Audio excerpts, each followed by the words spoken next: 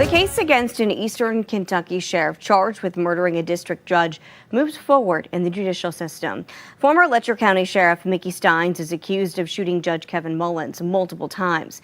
Gail McClanahan has been following this case and is in our Huntington newsroom with more tonight. And we do want to warn you that what you may see may be graphic for some viewers.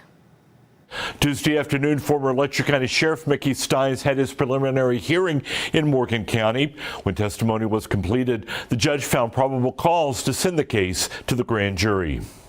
Investigators have charged Steins with first-degree murder, saying he shot District Judge Kevin Mullins multiple times inside his chambers in the Letcher County Courthouse following an argument. Surveillance video from inside Judge Mullins' chambers seems to be the key piece of evidence. And were you able to identify the party that we saw in that video? That was Sheriff Mickey Steins and Judge Kevin Mullins. And also, who had the firearm? Sheriff Steins. Kentucky State Police Detective Clayton Stamper is the lead investigators and the only witness to testify at the hearing. Sheriff Steins uses his telephone to make some phone calls. He then borrows Judge Mullins' cell phone and appears to make a call on that. And that led to what you just saw. Cell phones seem to be the other key piece of evidence in this case. I have officers confirm that the sheriff's daughter's phone number was on Judge Mullins' phone. Yes. Did you conduct an interview with Sheriff Stein's daughter? I did not, but she has been interviewed. He was mostly calm, I thought. I mean, I talked to him, but he didn't say nothing about why this had happened. But he was calm. He was kind of afraid that basically all he said was, treat me fair. Even though the case is headed to the grand jury, the investigation continues as more evidence in this case is gathered and examined. In the Huntington newsroom, Gil McClanahan, Eyewitness News. When this story first broke, a lot of you may have thought, who is that guy? He kind of looks familiar. Well, it goes back to 2020 when Teddy Miller first started posting these bizarre profanity-laced videos on social media that were promoting his new bar called The Sorority on Canal Boulevard. The videos, complete with bartenders in schoolgirl costumes, drew fiery criticism and intense backlash from people around here. And then he just kind of disappeared from the Charleston scene. But he grew a huge following on social media as he traveled the world and flaunted his wealth and living this luxurious lifestyle. Now he's traded in his Dolce & Gabbana for an orange jumpsuit as the feds build their own case against the wolf. Because I'm Teddy Miller and I do what the I want to do. His sales pitches all little. I structured Bear Loot a different way. And yes, Bear Loot is 100% legal. It's the first investment program like this in existence. If you want to check it out, visit bearloot.com. You can sign up for as little as $100. Everyone else like and follow to learn how to run but always remember, you can't make money if you're a Theodore Miller, better known as Teddy or the self-proclaimed Wolf of West Virginia, remains in jail after getting arrested by the FBI last month. A single wire fraud charge has now exploded into a 15-count federal indictment, charging him with wire fraud, money laundering, and obstruction. In jail calls obtained by Eyewitness News, he says the allegations are absurd. I will say it on the line, I don't give a The charges are and it is easy to get pulled down. I mean, I don't know if they're doing a fishing expedition while they're doing it and trying to put other bullshit on me or what, and I think that's what they're doing. But with it is a specific thing, all Mom needs to find is the original contract for Bigley with the other properties. The Bigley Avenue project has been called a scheme by the FBI. They say Miller lured in investors through social media, flaunting himself as a wildly wealthy and successful real estate investor in videos like this one played in court. Enjoy my cheesecake. Another day, another dollar. Because you can't make money if you're a Federal prosecutors say several people wired him a total of $90,000 from California, Florida, and Texas, thinking they were investing in the Bigley projects. The feds say Miller never even owned the properties. But here's the thing. I'm trying to encourage you guys not to give up on your way to Success. The other alleged scam starts here on bearloot.com. My real estate investment program. Miller claimed it was a way for ordinary people to invest in real estate and become rich and successful just like him. Case in point, like I said, we're at the beach randomly. This wasn't planned. I just told her, listen, we're getting on a plane. And here we are. Yep. And then we're on the bed looking at the ocean. Federal prosecutors say Miller lied and claimed Bear Loot generated exceptionally high and guaranteed returns, enticing more than 100 people to invest in Bear Loot, getting control of more than $200,000 of their money. Then they say he'd disappear and cut off communication.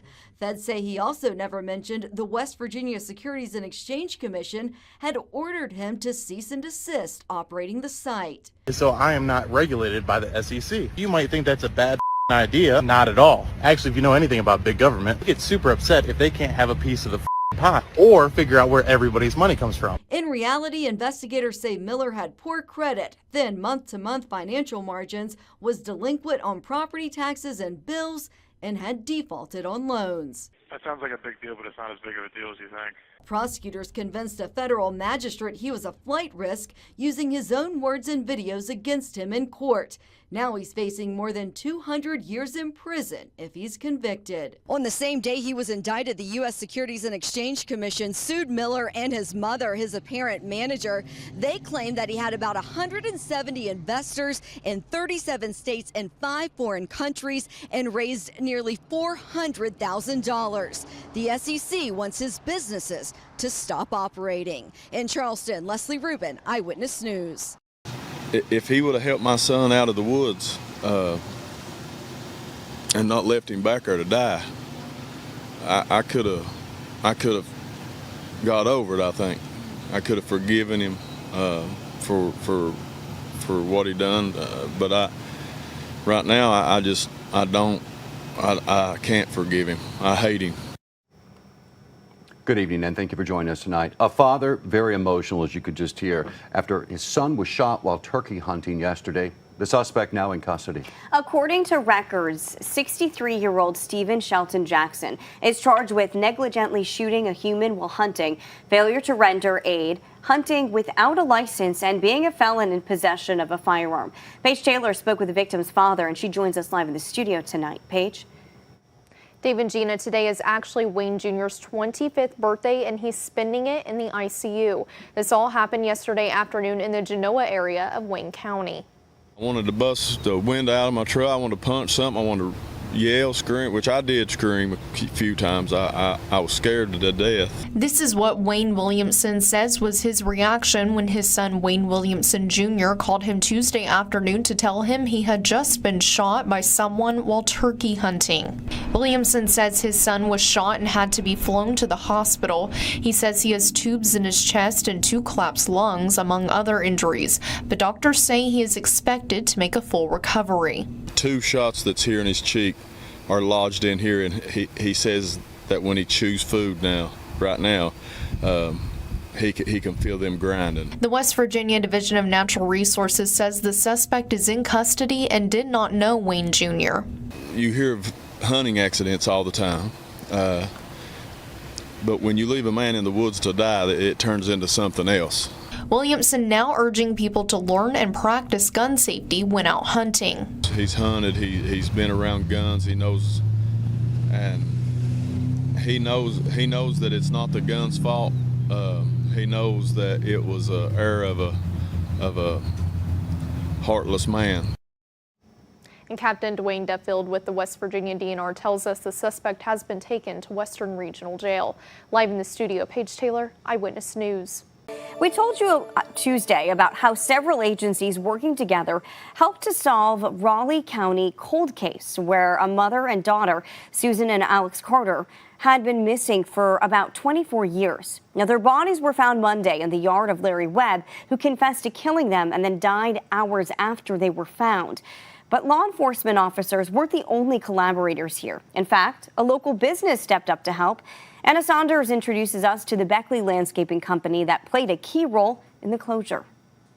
A knock at the door from the FBI is usually pretty unsettling, but for the new houses, it ended up being an opportunity to help. And with their help, the FBI and other agencies able to solve a decades-old cold case. He said he had dug right beside the fence, and when he got finished digging the grave, that he leaned up against the fence with his shovel. Well, this is where we started, and we turned up nothing. And that was just the beginning of almost 40 hours of work from New Horizons Landscaping that started with a knock at the door from FBI Special Agent Jennifer King. On April 9th, the first day of digging up Larry Webb's backyard, King noticed the landscaping equipment and business logo at the nearby home of Grant and Tammy Newhouse, the owners of New Horizons. And we need to know if you will be willing to excavate today, right now. And so we talked, I said, sure. So we put two of our best guys, Ty Walker and Josh Poe, who are our best excavator operators on it. And within 45 minutes, we were digging. The dig was brought on by Webb's confession, who on his deathbed earlier in the month told investigators he shot Susan Carter in 2000 in an argument about missing money when she was living with him. He then shot her 10-year-old daughter, Alex Carter, to cover it up. He said he kept them in the basement of his Beckley home for 2 days while he dug the hole in the backyard. And for more than 2 decades, the case remained unsolved. Our guys had got in the mental state, since they both have daughters that age, that we're going to find them. If we have to dig day and night, whatever it takes, we're going to dig up every inch of this property till we find them. And that's what they did, starting at the fence and going row by row, section by section, day and night for 2 days. Webb was brought to the scene after his confession, but because of his age and poor health, was unable to tell them exactly where they were buried. The bucket would have to go in very easy and deep and bring it up slowly, and you would dump it slowly because you did not want to miss any piece of a remain that may be here on the property. And then on Monday, when they all came back to the scene to start digging again, that is when they made their way to the edge of his property. A moment 24 years in the making when they located Alex and Susan's bodies. And then Jennifer yelled, "We got them. We found them." He texted me immediately and said, "We found them." And there wasn't a dry eye on this property. And just hours later, in a bizarre twist, after the bodies were found on his property, Webb died after a medical episode in prison. In Tuesday's press conference about the breakthrough, New Horizons credited for their work by investigators. Their operators worked these excavators like surgeons. Without Larry being able to pinpoint a specific place in the backyard, we literally had to go row by row. So it was days. Tammy said what kept them going was the thought of Ricky Lafferty, Alex's father, who never stopped looking for her and finally got his closure. She said it was also the infectious determination of those working the case. If I was missing, I would love to have them and their determination looking for me or my family or anybody else. So I understand now what these people go through. We'd bring them pizza. We opened our home to them to let them go to the restroom or wash their hands or whatever they needed to do. So I greatly appreciate all of their efforts to get this daughter back to Mr. Lafferty. Now, once investigators finish processing the scene here, New Horizons Landscaping actually plans to come back and start cleaning this up. Here in Raleigh County, Anna Saunders, Eyewitness News. Well, a small area in Fayette County hit hard by a possible tornado. Anna Saunders takes us to the community of La Vista as those in the storm's path question where to even begin. Yeah, here in the La Vista area of Fayette County, it's hard to put the devastation into words. I've talked to people today who say these are like scenes you would expect in a place like Oklahoma or Kansas, never something they expected to see in West Virginia. I don't know. I don't know where to even begin. I don't know where you even begin other than insurance. I guess I know my sons are coming with saws. I don't know, just go in and try to find what I can find that I can put somewhere. Looking at the destruction of her house, Marla Cart and so many others in the La Vista area are looking at a long road ahead. This after a quick and terrifying experience with a possible tornado. And stuff started flying by, so we started through the house, and that's when the roof come off and the ceiling collapsed on my husband, and hit him in the head, but he's okay. And by then the storm was over. According to emergency management officials, an estimated 13 homes were damaged or destroyed, but surveys are still being done. And the National Weather Service will be out on Thursday to possibly confirm a tornado. A shelter where people can stay, bathe, eat, and wash clothes, now open at the Midland Trail Community Center. It's always bad when you have to open a disaster shelter, but it really hits home when it's people that you've watched grow up. The Nuttall Fire Department serving as a staging area for volunteers and hot meals. And there's a lot of folks that's volunteered, come over to help, fix some meals for people. And this morning, we got they're trying to salvage some of the things out of their homes. There's probably realistically with the service department, friends, family, neighbors, 60, 70 people, loading things into U-Hauls and trailers, taking it to either family members' houses or storage units and, to what they can salvage. The community banding together, always something to expect in a close-knit area like this, but the storm itself, not something anyone ever imagined in these hills. You think fire or something like that, but not a tornado. not of this magnitude anyway. Now, a lot of people around here are staying with family, but as we mentioned, there is that shelter open at the Midland Trail Community Center. In Fayette County, Anna Saunders, Eyewitness News. All right, Anna, thank you. Now, the Midland Trail Community Center is always taking donations of toiletries, and the main items needed right now by the fire department are tarps and trash bags as that colder weather and possibly snow move in. Acts of pure evil. Those were the words from a judge today before he sentenced a teenager to the maximum time in prison that he was allowed for murdering 4 family members. Eyewitness News reporter Leslie Rubin is live in studio after hearing from one of the victim's parents and what state law prevented the judge from being able to say Gavin Smith would never be eligible for parole. Leslie? Gina, Gavin Smith is 18 now, but he was 16 when he shot and killed his mother, stepfather, and 2 younger brothers who were 12 and 3 years old. It was a trial full of stunning testimony last month, including that Smith was on a video call with his girlfriend during the shootings, who was encouraging him to commit the crimes so they could be together. There's days that I do anything to take it back. A brief and emotionless apology from Gavin Smith before asking the judge for leniency. I'm begging you, if you do grant this alternate sentence Mr. Sullivan's talking about, you won't have an issue on me because I never was involved with it all until December of 2020. But if it was a break Smith was looking for while facing the possibility of 3 lifetime sentences for first-degree murder, 40 years for second-degree, and another 10 for using a gun to commit the crimes, it wasn't coming today. You executed your mother and stepfather by shooting them in the head while they were asleep. Then you executed your 2 brothers by shooting them in the head, the youngest which was hiding under his crib. Your actions can only be described as an act of pure evil. I find that you have 0 remorse for your actions.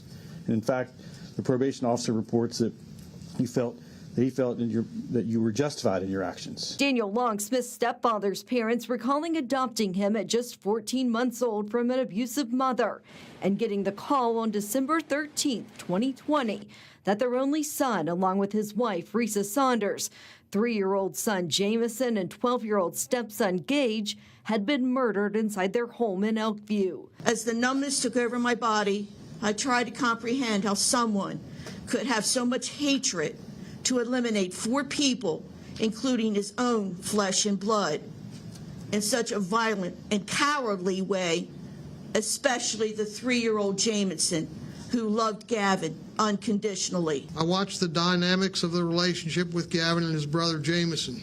I cannot comprehend how he could have taken his brother's life along with the lives of Daniel, Risa, and Gage.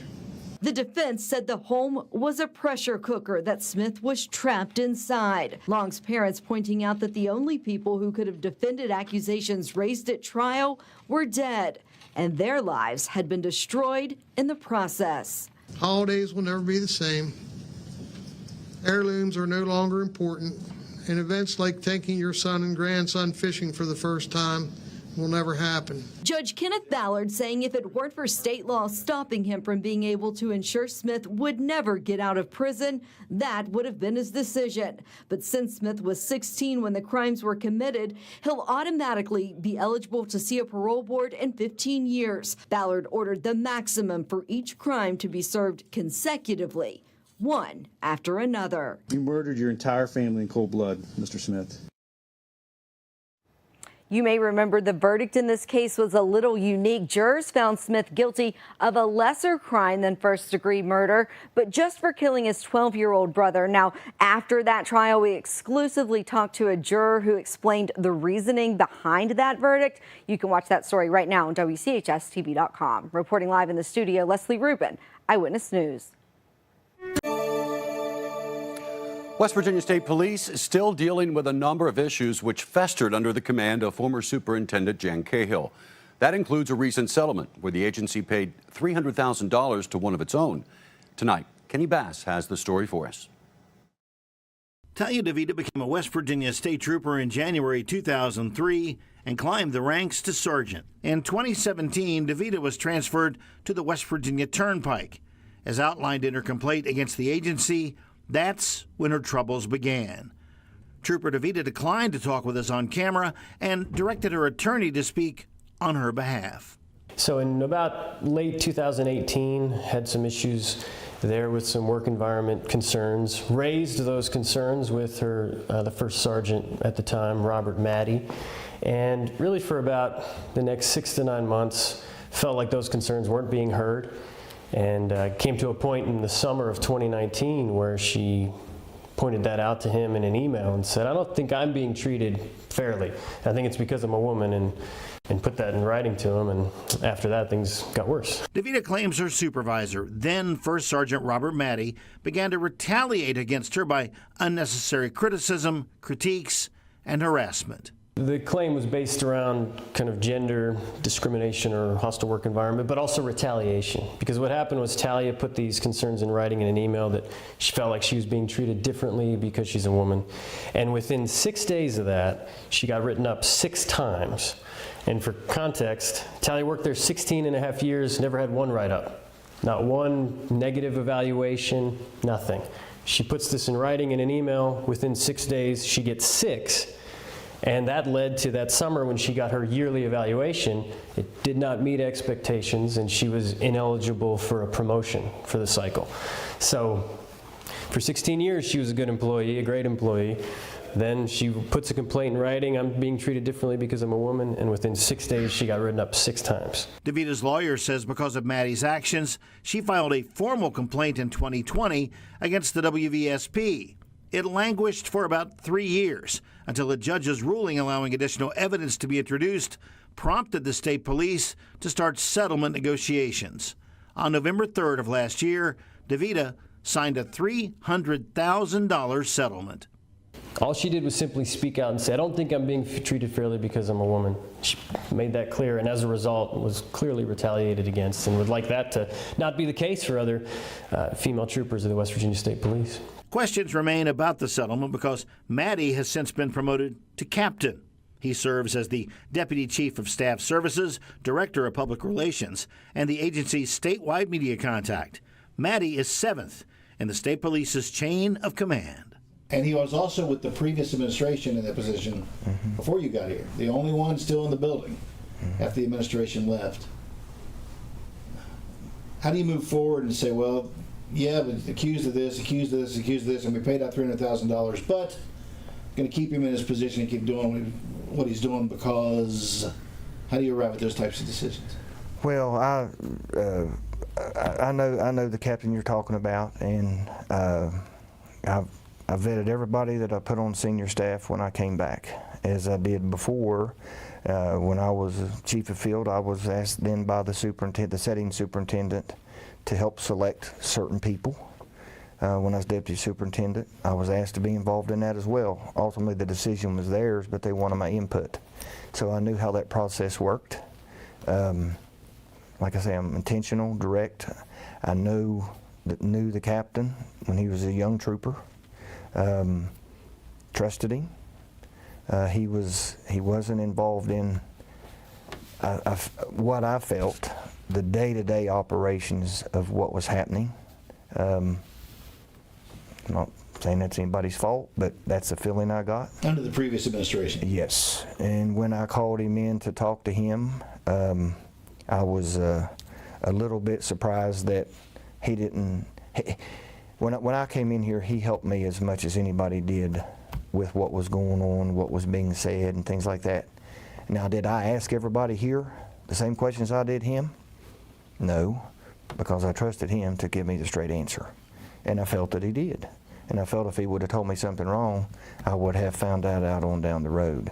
The standard agreement stipulates the state police did not admit any wrongdoing while settling the DeVita case, even with the six-figure payout.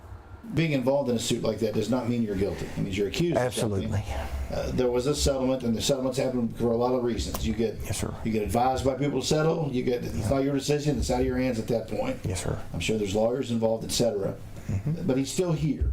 Yes. So what did you see in him, or what do you see in him that allowed you to make that decision? Is not only did he survive the Cahill administration, yes, sir, he has survived some serious allegations in which a settlement was made out, but yet he's still in his position.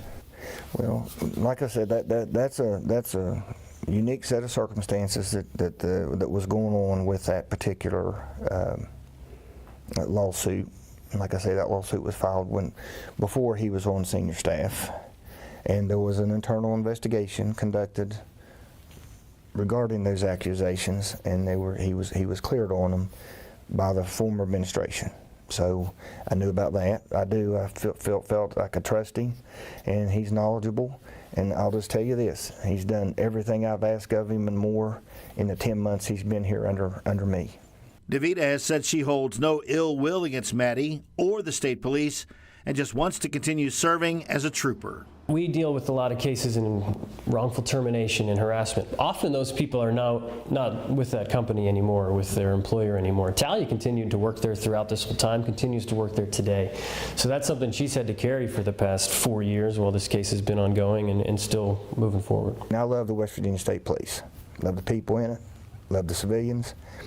There's more work to be done, there's no doubt about it, but there's always going to be work to be done in the state police for the betterment, getting good candidates, getting good people, that the public has trust in, that they're going to go out and do their jobs. In Charleston, with this Eyewitness News investigation, I'm Kenny Bass.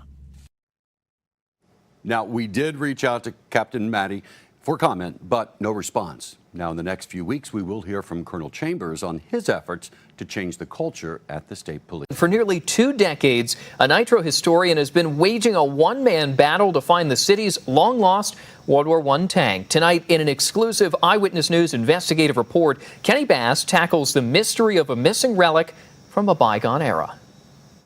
Nitro bills itself as a living memorial to World War I. Although not incorporated until 1932, the area that would become the city was host to Explosives Plant C decades earlier. Construction on that facility began in 1917, and within months it would produce gunpowder for the war effort. Over the last century, Nitro has honored its history, culminating today in a museum and artifacts which recognize its birth during the war to end all wars. That includes acquiring an M1917 World War I tank, previously hosted by the Veterans of Foreign Wars chapter in Alexandria, Virginia. A donation to that group opened the door for it to be displayed in Nitro, where it arrived in 1986. We worked with the VFW of Alexandria, Virginia. They were going to remodel at the train station where it was on display, so it had to go. That was one thing. And we were advertising that we were looking for something to symbolize our involvement in World War I. A donation of $5,000 by the Nitro Benefits Association was made to the Virginia VFW. Jack Moody was then the president of Nitro's Historical Commission. He led the way on the deal. Will says the U.S. government still technically owns the tank, but that only Nitro has permission to display it. The tank was on display in Nitro for 19 years. However, in 2005, Jack Moody died, and that led to the tank's disappearance. His son and his son-in-law, as I understand it, came and they went to pick the tank up to take it. They said they were taking it to paint it, and it would be back in 30 days.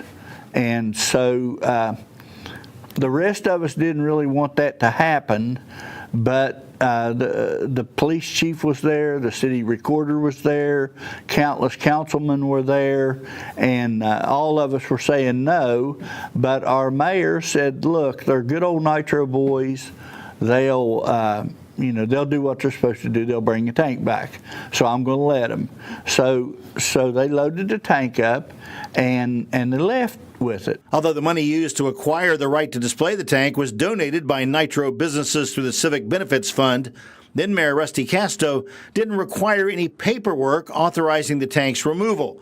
19 years later, it's still gone. Casto spoke with Eyewitness News about the tank's removal, but declined to appear on camera. Eyewitness News attempted several times to contact Jack Moody's son, John, to ask about the tank's removal, but we were not successful. Jack Moody's son-in-law, Stuart Caldwell, did not return our calls asking to speak with him about the situation. From Nitro, Wills says the tank wound up at the Ropke Armor Museum in Indiana, which closed its doors in 2017. It then found its way to the House of Tank Museum in Wichita, Kansas, where it stayed until late 2023, when it was purchased by Dan Starks, the founder of the National Museum of Military Vehicles in Dubois, Wyoming. Only 20 in the world. This has to be one of the best examples of those 20. You add that kind of scarcity, you add that kind of quality, that really drives up the value of any military vehicle, particularly this one. And so this particular M1917 cost a little more than $1.2 million. It's the most expensive vehicle here in the museum, the most expensive vehicle in my entire collection. And so it's just special, really rare, special. I've sent a letter to the Mr. Dan Starks, who is the owner of the museum in Wyoming, and tried to open up some dialogue to where maybe we can talk and put something together that will help both our museums. Eyewitness News sent several emails and made a number of calls to the National Museum of Military Vehicles Director of Communications and its museum curator. Neither person responded. We also reached out to museum founder Dan Starks. He didn't get back with us either. Wills knows he's alone in his quest. Nitro Mayor David Casebolt declined to talk with us on camera, but did say the city has no desire to get the tank back because there's no place to store nor exhibit the vehicle. The mayor says the Nitro Historical Commission agrees with that decision. However, Wills says he'll continue his fight. What would you tell Dan Starks if you had an opportunity to talk to him? Work with us. Let's try to put something together that would make both of our, complement both of our operations. In Nitro, with this Eyewitness News investigation, I'm Kenny Bass. We'd like to know what you think. Should Nathan Wills continue his efforts to reacquire Nitro's World War I tank, or should he follow the example of the city's mayor and historical commission to allow it to reside in a Wyoming museum? Go to our website at WCHS-TV.com. You can vote in our poll. You'll also find a link to a YouTube video where National Museum of Military Vehicles founder Dan Starks talks at length about the M1917 tank. 4 incumbent Republican senators lost their re-election bids Tuesday, including Craig Blair, the Senate president.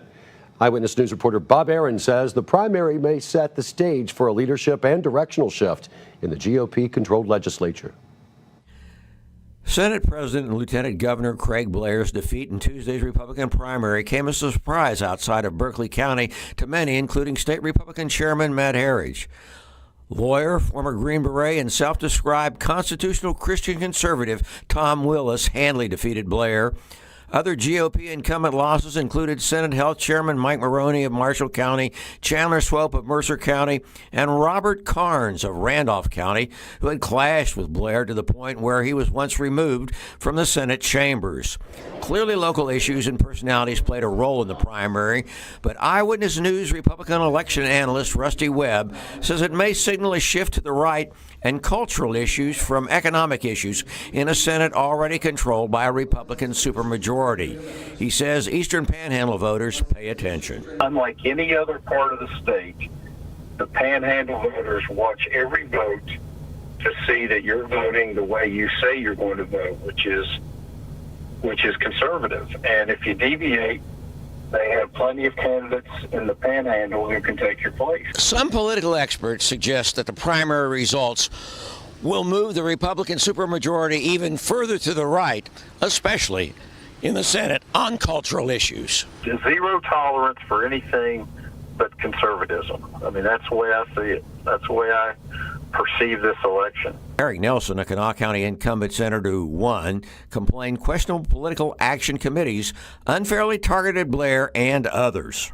But there was a tremendous amount of negative spend, false negatives, I'll say, against President Blair, Majority Whip Weld, Mike Maroney, and myself, and I think a couple of others. And some of these groups, independent expenditures out of state, and so really can't point your finger to any one thing. Amy Grady, the Education Committee chair, says it's too early to talk about the impact on or the direction of the leadership. Eyewitness News reached out to Senator Blair too, but he was unavailable to comment. In Charleston, Bob Aaron, Eyewitness News. West Virginia's most prominent Democrat changed his registration to independent today. As Eyewitness News reporter Bob Aaron tells us, this move is making waves from Charleston to Washington. It's no party for West Virginia Democrats, with their Senator Joe Manchin registering as an independent in Charleston Friday. U.S. Senator Joe Manchin changed his registration to no party here at the Secretary of State's office.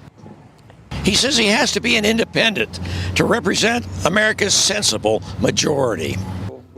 While he has frequently criticized toxic partisan politics, he gave no warning to many in the state party who saw the news release and social media post when the media did.